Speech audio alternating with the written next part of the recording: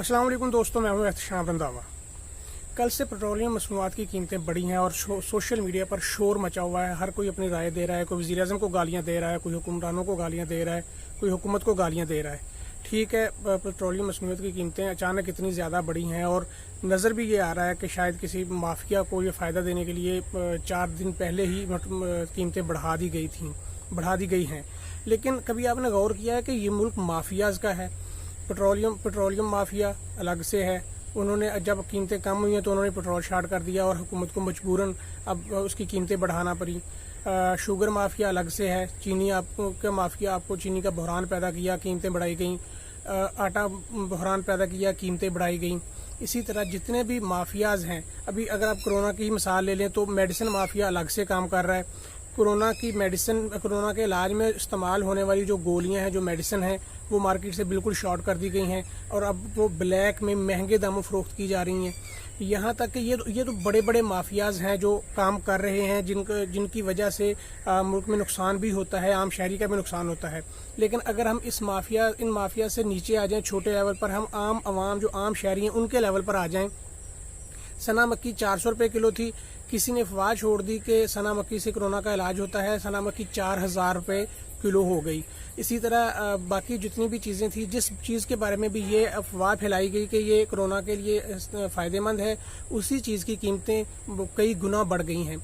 यहाँ तक कि गवर्नमेंट के हॉस्पिटल्स में गवर्नमेंट के खर्चे पर सेहतयाब होने वाले कोरोना के मरीज़ जो हैं वो अपना प्लाज्मा 3-3 लाख रुपए में फ़रोख्त कर रहे हैं।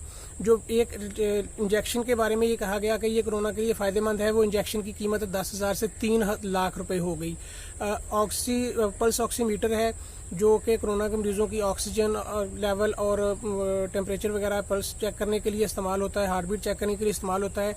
2790 रुपये मार्केट में उसकी कीमत थी, अब 22,000 में ब्लैक में फ़रोख्त हो रहा है।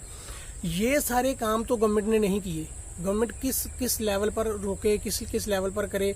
कोरोना की वजह से लॉकडाउन किया गया, तो लॉकडाउन में हम लोगों ने दुकानों के शटर नीचे गिराकर शॉपिंग की भी और खरीदो फरोख्त की भी, और जो दुकानदारों ने चीज़ें फरोख्त भी की। अभी भी जिन इलाकों में लॉकडाउन है वहाँ पर यही सूरत हाल है कि दुकानों के शटर नीचे गिराकर खरीदो फरोख्त जारी है। इसी तरह आम आदमी भी ये कर रहा है। हम हर बात पे हुकूमत को इल्ज़ाम देते हैं और हर बात पे हम हुकूमत को गालियां देना शुरू कर देते हैं, लेकिन जिन मुल्कों ने कोरोना से निजात पाई है, जिन मुल्कों के हालात बेहतर हैं, जहां पर तरक्की होती है, वहां पर आम शहरी भी, अदारे भी मजबूत होते हैं और मुखलस होते हैं।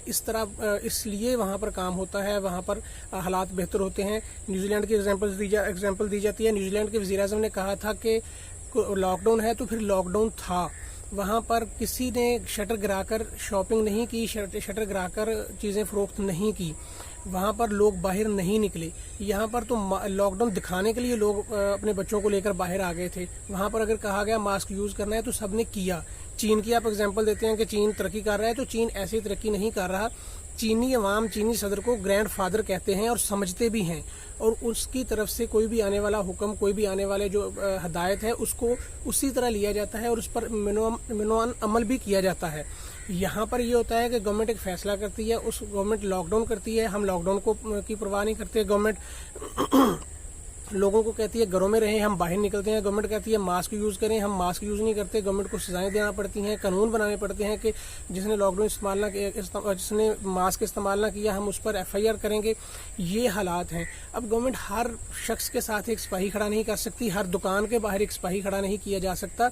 ये पब्लिक को या आवाम को या लोगों को अपने लेवल पर सोचना है और उन्होंने अपने लेवल पर अमल करना है। इसी तरह हम हर चीज़ महंगे दामों फरोख्त कर रहे हैं, जानबूझकर फरोख्त कर रहे हैं। इसमें तो गवर्नमेंट का कोई कसूर नहीं है या गवर्नमेंट की बदनीयती नहीं इसमें कहा जा सकता। इसी तरह माफियाज हैं, तो जितने भी माफियाज हैं ये मुल्क चला रहे हैं। वज़ीर-ए-आज़म इमरान खान हो, नवाज शरीफ बन जाए या कोई भी और वज़ीर-ए-आज़म बन जाए, वो अकेला मुल्क को बेहतर नहीं कर सकता जब तक ये माफियाज ख़त्म ना हो, जब तक अवाम साथ ना दे। होता ये है कि अदारे मजबूत होते हैं, जो मुल्क तरक्की करते हैं उनके अदारे मजबूत होते हैं, उनके लोग जो हैं वो मुखलस होते हैं, वो हुकूमत का साथ देते हैं, अदारों का साथ देते हैं। आपके सामने मिसाल है ट्रंप की। डोनाल्ड ट्रंप जैसा अहमकाना बातें करने वाला, अहमकाना फैसले करने वाला, अहमकाना बयानात देने वाला वज़ीर-ए-आज़म शायद सदर शायद अमेरिका की हिस्ट्री में नहीं आया था। लेकिन अमेरिका में क्या है कि अमेरिका के अदारे मजबूत हैं, वहाँ की आवाम साथ देती है, वहाँ के लोग जो है वो मुखलस हैं, तो अब वहाँ अमेरिका चल रहा है, वहाँ पर हालात बुरे नहीं हुए। वरना अगर डोनाल्ड ट्रंप की पे रहता तो शायद अमेरिका के हालात पाकिस्तान से भी बुरे होते। इसी तरह अगर आप इमरान खान की मिसाल लेते हैं, इमरान खान की हो सकता है कुछ फैसले अहमकाना भी हों, हो सकता है उसके कुछ बयानात अहमकाना हों, हो सकता है उसकी कुछ बातें भी उस लेवल की ना हों, लेकिन यहाँ पर अदारे ही मजबूत नहीं हैं, अदारे ही कमज़ोर हैं, माफियाज के हाथों यरगमाल बनी हुई है हुकूमत भी, अदारे भी। तो इसलिए यहाँ पर ये हालात हैं कि गवर्नमेंट एक फैसला करती है और उस पर अमल दरामद नहीं होता। गवर्नमेंट घुटने टेकती है माफियाज के सामने, चाहे वो पेट्रोलियम मसनूआत का माफिया हो, चाहे वो मेडिसिन माफिया हो, शुगर माफिया हो, आटा माफिया हो, पॉलिटिशियन माफिया हो, कोई भी माफिया हो, गवर्नमेंट को उसके सामने घुटने टेकना पड़ते हैं और उससे मुज़ाकरात करके उसको कुछ ना कुछ फ़ायदा देकर आगे चलना पड़ता है।